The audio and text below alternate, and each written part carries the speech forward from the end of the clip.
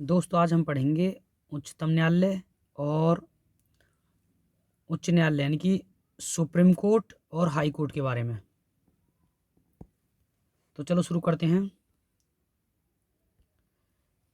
तो आपको बता दूं मैं इसी पेज से लगभग आपके जो क्वेश्चन हैं 90% क्वेश्चन इसी पेज से हो जाएंगे आपके।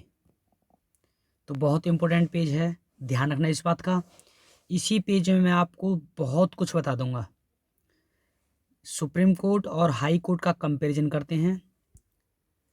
सबसे पहले अनुच्छेद की बात करूं तो उच्चतम न्यायालय किस अनुच्छेद में आता है? ये आता है दोस्तों 124 में, यानी कि 124। हाई कोर्ट आता है 214, यानी कि इसको आप पक्का कर लो उच्चतम न्यायालय को। बस ये समझ लो हाई कोर्ट में ये दो आगे ले आए हम। हाई कोर्ट में दो आगे आ गया, बाकी 1 और 4। सुप्रीम कोर्ट में एक आगे है, बस यहाँ पे है यही काउंटिंग। तो 124 सुप्रीम कोर्ट का, 214 हाई कोर्ट का। नेक्स्ट संख्या की बात करूं तो सुप्रीम कोर्ट देश में एक ही है, एक सुप्रीम कोर्ट है और वो दिल्ली में है। अगर हाई कोर्ट की बात करूं तो पूरे देश में हाई कोर्ट हैं 25, 28 हाई राज्य हैं। दिल्ली में अपना एक हाई कोर्ट है, उसके बावजूद भी 25 कैसे हैं? ये होने चाहिए 29, 25 कैसे हैं? तो प्यारे बच्चों, पंजाब और हरियाणा का एक ही हाई कोर्ट है, उच्च न्यायालय। महाराष्ट्र और गोवा का उच्च न्यायालय एक है। 29 से ये हो गए यहाँ पे 28, ये हो गए 27। असम, अरुणाचल प्रदेश, मिजोरम, नागालैंड, इनका भी एक ही उच्च न्यायालय है। तो इन सभी का एक मतलब मिलके उच्च न्यायालय है।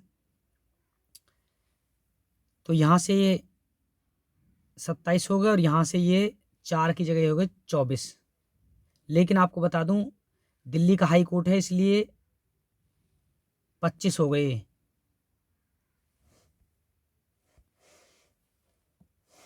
नेक्स्ट योग्यता की बात करूं तो सुप्रीम कोर्ट का न्यायाधीश बनने के लिए योग्यता है प्यारे बच्चों 5 वर्ष न्यायाधीश, यानी कि 5 वर्ष वो जज रह चुका हो। कहाँ? हाई कोर्ट में। या 10 वर्ष वकील रह चुका हो। अधिवक्ता का मतलब होता है वकील। कहाँ? हाई कोर्ट में। यानी कि 5 और 10 की कंडीशन है। 5 साल जज रहा हो या 10 साल वकील रहा हो, अधिवक्ता रहा हो, तो वो सुप्रीम कोर्ट का जज बन सकता है। अगर हाई कोर्ट की बात करूं तो हाई कोर्ट में केवल 10 वर्ष अधिवक्ता रहा हो। कहाँ? डिस्ट्रिक्ट कोर्ट में। डिस्ट्रिक्ट कोर्ट में 10 वर्ष वकील रहा हो। जज की कंडीशन नहीं है, 10 वर्ष वकील रहा हो, वो उच्च न्यायालय का न्यायाधीश बन जाएगा। न्यायाधीशों की नियुक्ति की बात करूं तो आप जानते हो सेंट्रल लेवल पे जितनी भी नियुक्ति है सबकी करता है राष्ट्रपति। उच्च न्यायालय के न्यायाधीश की नियुक्ति राष्ट्रपति करता है और हाई कोर्ट के न्यायाधीश की नियुक्ति भी राष्ट्रपति करता है। अब किस किस की नियुक्ति राष्ट्रपति करता है? इन सभी की नियुक्ति राष्ट्रपति करता है। भारत के मंत्री परिषद के मंत्री की, राज्यपाल की, उपराज्यपाल की, न्यायाधीश हो, मुख्य अन्य हो, सुप्रीम कोर्ट का या हाई कोर्ट का हो, इन सभी की नियुक्ति कौन करता है? राष्ट्रपति। ये आयोग हैं, इनकी भी नियुक्ति राष्ट्रपति करता है। मैंने कई बार बता दिया। अब बात आती है किसकी नियुक्ति राष्ट्रपति नहीं करता। पेपर में ये बहुत बार आता है, ध्यान रखना। राष्ट्रपति किसकी नियुक्ति नहीं करता? तो एक तो उपराष्ट्रपति की नियुक्ति नहीं करता और एक लोकसभा अध्यक्ष की नियुक्ति नहीं करता। इन दो की नियुक्ति नहीं करता। नेक्स्ट पद की शपथ। तो यानी कि उच्चतम न्यायालय के न्यायाधीश को पद की शपथ कौन दिलाता है? राष्ट्रपति द्वारा और हाई कोर्ट में राज्यपाल द्वारा। इसका ध्यान रखना भाई, हाई कोर्ट में राज्यपाल है शपथ में, नियुक्ति में दोनों जगह राष्ट्रपति है, लेकिन पद की शपथ में यहाँ राष्ट्रपति है और हाई कोर्ट को के जो जज हैं उनको शपथ दिलाएगा राज्यपाल। सेवानिवृत्त आयु यानी कि किस एज में रिटायर हो जाते हैं, तो ये है 65 वर्ष। आपको बताऊं ये मैक्सिमम एज है इनकी, मैक्सिमम। अगर मिनिमम की बात करूं किस उम्र में लगते हैं, तो उसका कोई क्राइटेरिया नहीं है, किसी उम्र में लग सकते हैं। इसकी भी 65, दोनों की 65। अब 65 किस किस की है, सेंट्रल लेवल पे कौन से ऐसे पद हैं जिनकी 65 है, तो प्यारे बच्चों ये हैं आपके, ये हैं जिनकी 65 है। उच्चतम न्यायालय, उच्च न्यायालय, संघ लोक सेवा आयोग के अध्यक्ष, मुख्य चुनाव आयुक्त, नियंत्रक और महालेखा परीक्षक, इन सब की 65 वर्ष है। नेक्स्ट, न्यायाधीशों की संख्या यानी कि सुप्रीम कोर्ट में न्यायाधीशों की संख्या कितनी है, तो आज की डेट में है 30 + 1, यानी कि जो एक है ये है सुप्रीम कोर्ट का मुख्य न्यायाधीश। और राज्य की बात करूं तो हाई कोर्ट में जजों की संख्या हर राज्य में अलग अलग होती है, इसलिए फिक्स नहीं है।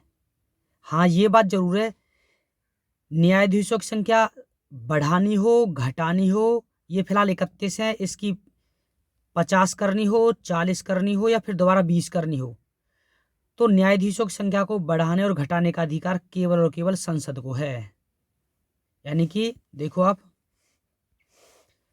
सबसे पहले सुप्रीम कोर्ट में 7 + 1 यानी कि 8 ही जज होते थे सबसे पहले, जब बना था सुप्रीम कोर्ट 28 जनवरी को 1950 को। संसद को अधिकार है कि वह न्यायाधीशों की संख्या को बढ़ा सकता है, ध्यान रखना इस बात का, इसको अधिकार है।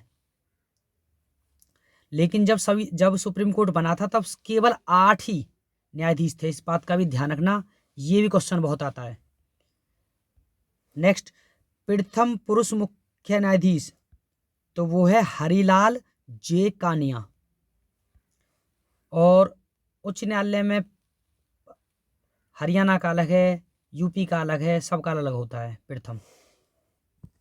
तो दोस्तों इस डायग्राम को याद कर लेना, इससे आपको लगभग 70-80% हेल्प मिलेगी।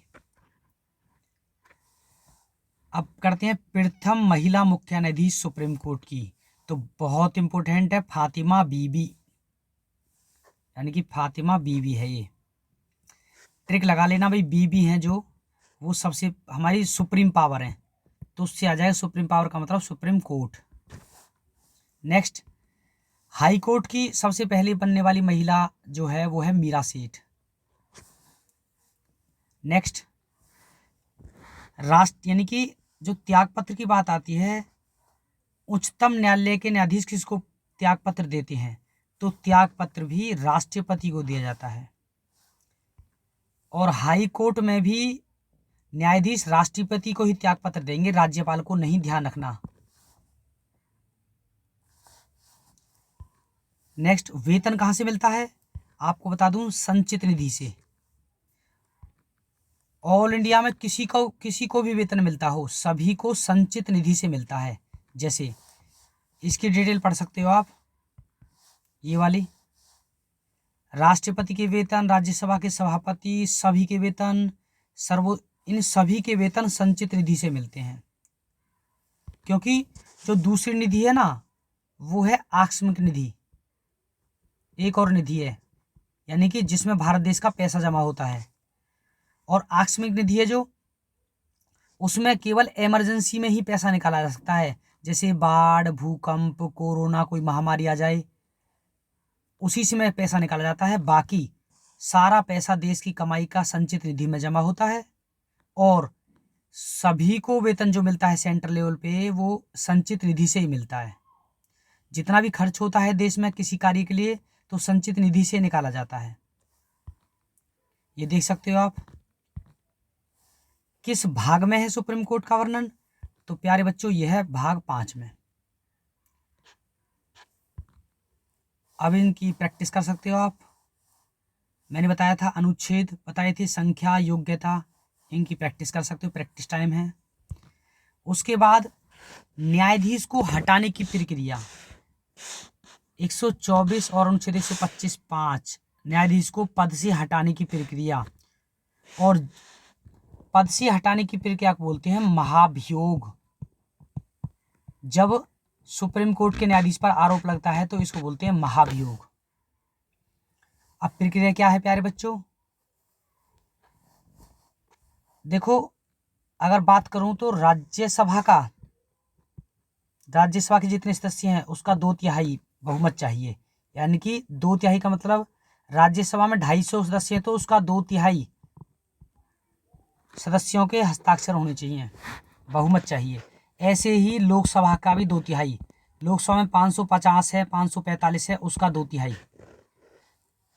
फिर राष्ट्रपति के साइन होंगे।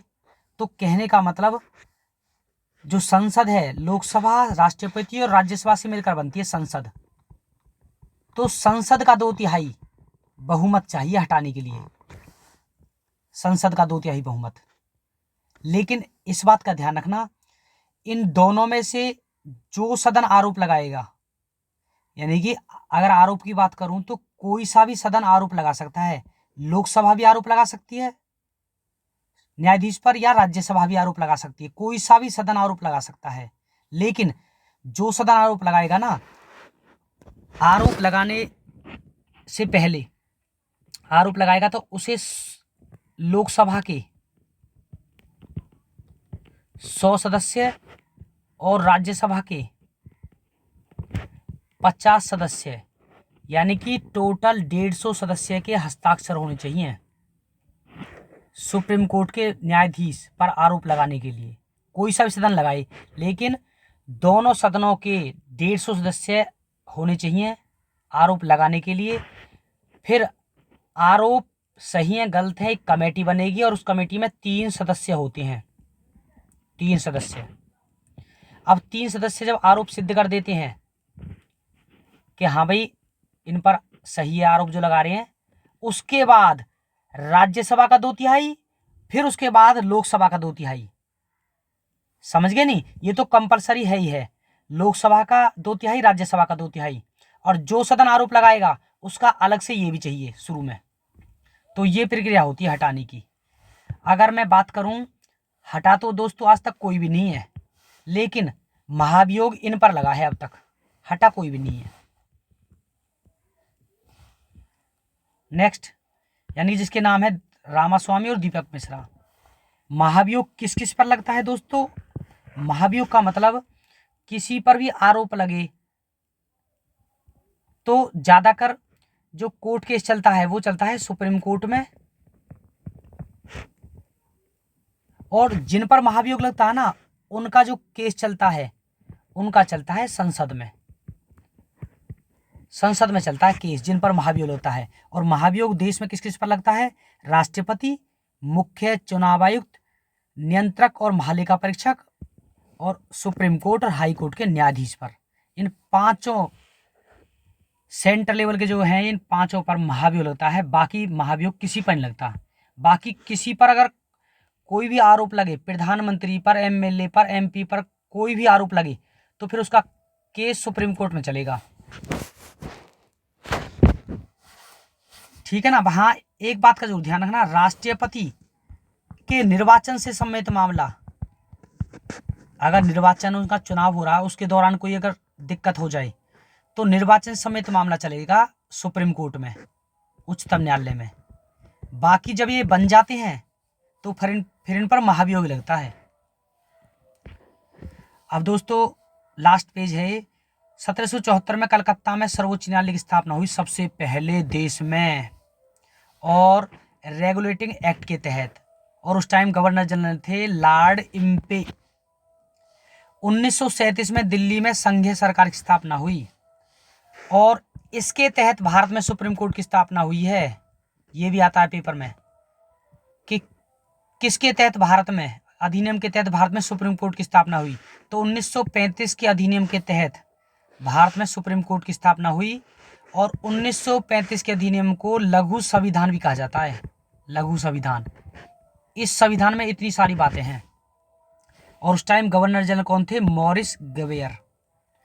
और ये आज की डेट है, जो आज का सुप्रीम कोर्ट है, 28 जनवरी 1950, यानी कि 26 जनवरी के 2 दिन बाद, 2 दिन बाद वर्तमान सुप्रीम कोर्ट की स्थापना हरिलाल जे कानिया, जो पहले न्यायाधीश थे। वर्तमान में जो न्यायाधीश है, मुख्य न्यायाधीश है, वो है अरविंद बोबड़े। तो दोस्तों थैंक यू।